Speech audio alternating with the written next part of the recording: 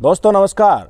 आज बात करेंगे दुनिया के बदलते रुख की, और वो बदलता रुख भारत की जनता को क्या सबक देता है, इस पर भी चर्चा करेंगे। इस दुनिया के हर देश का नागरिक ये चाहता है कि मैं अपने मानव अधिकारों के साथ जीवन यापन करूं और तानाशाही की चपेट में न आऊं।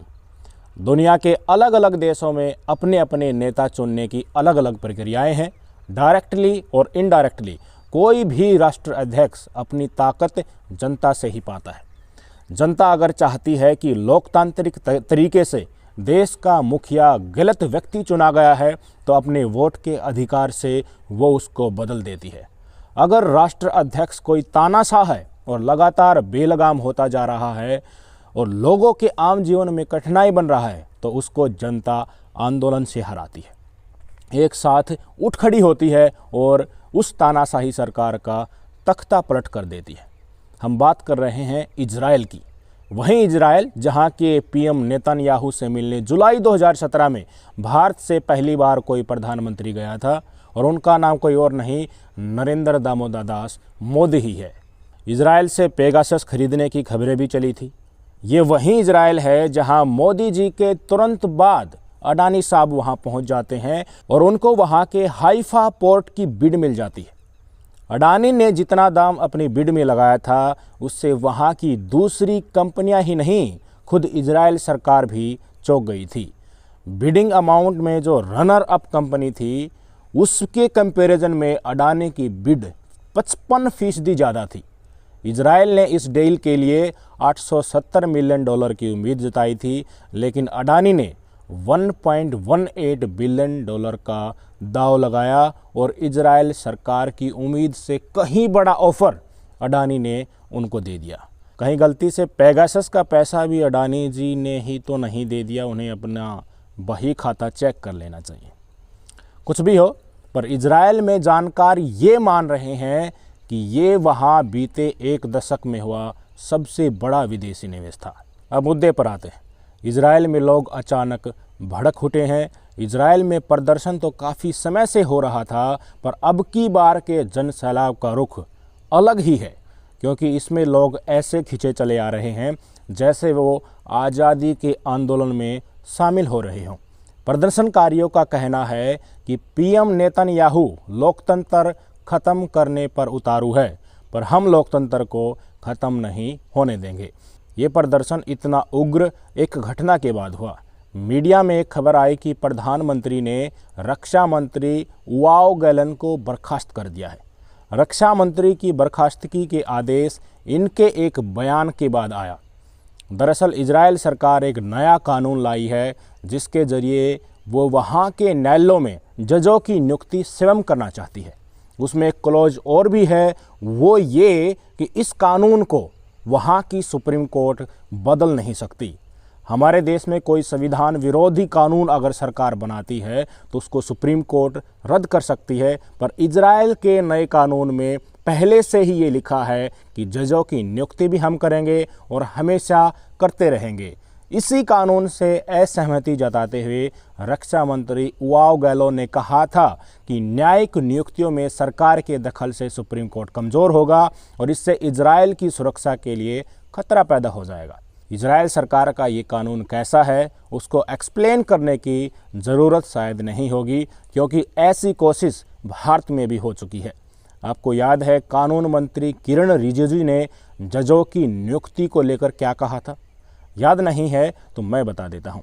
उन्होंने कहा कि हमें जनता को जवाब देना पड़ता है, क्योंकि जनता ने हमें वोट से चुना है, पर जजों को तो वोट से जनता नहीं चुनती है। इसलिए जवाबदेही तय करने के लिए जजों की नियुक्ति में सरकार का नुमाइंदा भी होना चाहिए, यानी सरकार की सिफारिश पर सुप्रीम कोर्ट, हाई कोर्ट के जज नियुक्त होने चाहिए। सुप्रीम कोर्ट ने उनके इस बयान पर कड़ी आपत्ति जताई थी और कहा था न्यायपालिका की स्वतंत्रता सुनिश्चित करने के लिए सरकार को न्यायपालिका के कामों में दखल नहीं देना चाहिए। सुप्रीम कोर्ट पहले ही एनजेएसी को रद्द कर चुकी है, और जब कोलिजियम सिस्टम के तहत जजों की नियुक्ति के लिए नाम सरकार के पास सुप्रीम कोर्ट ने भेजे थे, तो मोदी सरकार ने उनको अपनी सहमति नहीं दी। सरकार कहीं ना कहीं ये बताना चाहती थी कि जजों की नियुक्ति में सरकार का सहयोग भी होना चाहिए। सुप्रीम कोर्ट ने चेतावनी दी कि आप अपनी सहमति दीजिए, नहीं तो हम अपने से ही नियुक्त कर लेंगे, यानी कि आपकी सहमति के बगैर ही हम जजों को नियुक्त कर देंगे। मजबूरन सरकार को सुप्रीम कोर्ट की तरफ से प्रोजेक्ट किए गए जजों को स्वीकार करना पड़ा और ऐसा ही होता आ रहा है। ये रूल है कि सुप्रीम कोर्ट एक नाम को प्रोजेक्ट करेगी और सत्ता को उसके ऊपर अपनी स्वीकृति देनी होगी। थोड़े टाइम के लिए वो अपनी स्वीकृति को होल्ड कर सकता है, एक बार रिटर्न कर सकता है, पर वापस से अगर सुप्रीम कोर्ट उसको भेजता है तो सरकार को उसके ऊपर अपनी सहमति देनी होगी। अगर नहीं देते हैं तो उसके बाद जो भी पेंडेंसी होती है, सरकार कोई जवाब नहीं देती है, तो उसके का संज्ञान लेने के लिए, उस रिप्लाई का वेट करने के लिए सुप्रीम कोर्ट बाध्य नहीं होता है और आगे खुद ही जजों की नियुक्ति कर सकता है। अब बिल्कुल यही मामला इजराइल में चल रहा है। मोदी साहब के दोस्त नेतन्याहू ये चाहते हैं कि सुप्रीम कोर्ट को हम ही चलाएं, इजराइल का न्यायालय सरकार के खिलाफ कोई भी निर्णय ना दे, जजों को भी सरकार ही अपॉइंट करे। इस व्यवस्था के लिए वहाँ की सरकार कानून ले आई है, यानी कि लोकतंत्र से वहाँ के पीएम साहब तानाशाह बनना चाहते हैं। वहाँ की जनता काफ़ी समय से प्रोटेस्ट कर रही थी, पर रक्षा मंत्री की बर्खास्तगी के बाद आंदोलनकारी पीएम के घर तक आ पहुँचे। रक्षा मंत्री की वहाँ बहुत इज्जत है, क्योंकि इजराइल का हर नागरिक सेना में सेवा देता है, ऐसा वहाँ पर कानून है। और खुद रक्षा मंत्री भी सेना में सेवा देते समय एक बड़े पद से रिटायर हुए हैं, तो इजराइल के तमाम लोग उनको जानते हैं, एक पब्लिक फिगर वो है। पीएम नेतन्याहू कह रहे हैं कि हमारे नए कानून से सुप्रीम कोर्ट की मनमानी रुकेगी। वे जनता से बार बार अनुरोध कर रहे हैं कि आप याद कीजिए, आपने मुझे वोट दिया था, इसलिए सरकार के इस कानून का विरोध न करें। यानी इजराइल के लोगों ने नेतन्याहू को पीएम तो चुना था, पर देश के अच्छे भविष्य के लिए। अब जब वो देश के लोकतंत्र से खिलवाड़ कर रहे हैं, तो वही जनता जिन्होंने उनको चुना था, वो स्वयं उनके इस कदम को रोकने के लिए सामने खड़ी है। आपने सुना होगा पीएम मोदी का भाषण, वो संसद में ऐसे ऐसे थपथपाकर कह रहे थे कि एक अकेला मैं सब पर भारी पड़ रहा हूं। वो इसलिए क्योंकि देश की संपूर्ण जनता ने पूर्ण बहुमत के साथ हमें और हमारी सरकार को चुनाकर कुर्सी पर बैठाया है। तो उसका मतलब ये नहीं कि कल को मोदी सरकार कोई अलोकतांत्रिक कानून ले आए और वही जनता जिन्होंने मोदी साहब को वोट देकर वो कुर्सी दी है, वो चुपचाप बैठी रहेगी। इजराइल में प्रदर्शनकारियों ने तेल अवीव के मुख्य हाईवे पर नियंत्रण कर लिया है और जगह जगह आगजनी की घटनाएं हो रही। जेरूसलम में प्रदर्शनकारियों के साथ वहां की पुलिस भी शामिल हो गई और पीएम आवास के बाहर बैरिकेड तोड़ते हुए आगे बढ़ गए। इजराइल के राष्ट्रपति ने भी कहा है कि पीएम को इन न्यायिक सुधारों को रोक देना चाहिए, पर वहाँ भी कई संघी टाइप की प्रजाति के लोग हैं जो प्रदर्शनकारियों को देशद्रोही कह रहे हैं और उनके खिलाफ सख्त एक्शन की मांग कर रहे हैं। यहाँ ध्यान देने की बात यह है कि पीएम नेतन्याहू ये कानून ऐसे समय पर लाए हैं जब उनके ऊपर भ्रष्टाचार के आरोप लगे हैं और उनका ट्रायल सुप्रीम कोर्ट में चल रहा है। इस पूरे विवाद ने इजराइल को एक नए संकट की ओर धकेल दिया है। प्रदर्शनों ने हिंसक रूप लेना शुरू कर दिया है और इन कानूनों का विरोध भी काफ़ी तेज हो गया है। इजराइल की आबादी कुल 93 लाख है और एक दिन में 5 से 7 लाख लोग प्रदर्शन करने सड़कों पर उतर रहे हैं। उनकी जनसंख्या के अनुपात में ये एक बड़ी संख्या है। पूर्व प्रधानमंत्रियों से लेकर रिटायर्ड सैन्यकर्मियों, टेक जियांट्स ने भी इन कथित सुधारों का विरोध किया है। विरोध करने वालों का कहना है कि अगर ये सुधार लागू हुए तो सत्ता नेतन्याहू और उनके करीबियों तक ही सीमित रह जाएगी। इजराइल के विपक्ष का मानना है कि इन सुधारों के लागू होने के बाद इजराइल का अल्पसंख्यक समुदाय, जो पहले ही भेदभाव का सामना कर रहा है, उसके लिए खतरा और बढ़ जाएगा। इजराइल पूरी तरह से पैरालाइज हो चुका है। स्कूल, कॉलेज, दुकान, फैक्ट्री सब बंद हैं। भारी मात्रा में लोग जेरूसलम की ओर रुख कर रहे हैं। नेतन्याहू जिस भी देश में फॉरेन विजिट कर रहे हैं, उनके इस अलोकतांत्रिक कदम का इजराइल का डायस्पोरा जो वहाँ पर मौजूद है, इसका विरोध, इन कानूनों का विरोध कर रहा है। इजराइल की मौजूदा सरकार घोर दक्षिणपंथी है। जिस तरह से भारत में हिंदू मुस्लिम किया जा रहा है, वहाँ भी ऐसा ही मौजूदा सरकार करके अल्पसंख्यकों को कुचलकर जो मेजॉरिटी है उनके साथ होकर वो सत्ता में आई है। पर कुछ भी हो, जेरूसलम की जनता के अहिंसक प्रयास की सराहना आज होनी चाहिए कि ये देश में लोकतंत्र को बचाने के लिए उनके द्वारा ही चुनी हुई सरकार के खिलाफ सड़क पर उतर आए। अब आप कल्पना कीजिए कि अडानी मामले की जांच जो अब सुप्रीम कोर्ट कर रहा है, उसमें मोदी साहब के खिलाफ भ्रष्टाचार के आरोप मिल जाते हैं। सपोज करिए, मानिए इस बात को, और सुप्रीम कोर्ट इस मुद्दे पर, भ्रष्टाचार के मुद्दे पर ट्रायल शुरू कर देता है। फिर मोदी सरकार एक कानून लेकर आती है कि हम ही सुप्रीम कोर्ट के जजों को नियुक्त करेंगे और हमारे द्वारा नियुक्त किए हुए जज ही हमारे मामलों की सुनवाई करेंगे। हमारे जो वो कानून लेकर आए हैं उसके बारे में वो कहते हैं कि हमारे इस कानून को सुप्रीम कोर्ट भी पलट नहीं सकेगा। तो क्या धर्म का चश्मा पहनी हमारे देश की जनता इस देश के लोकतंत्र को बचाने के लिए सड़क पर आएगी? Question mark. फिर सुनिए, अगर मोदी सरकार कोई ऐसा कानून लेकर आती है जिससे हमारा लोकतंत्र खतरे में आ जाएगा, तो क्या देश की जनता सड़कों पर उतरकर उस कानून का विरोध करेगी?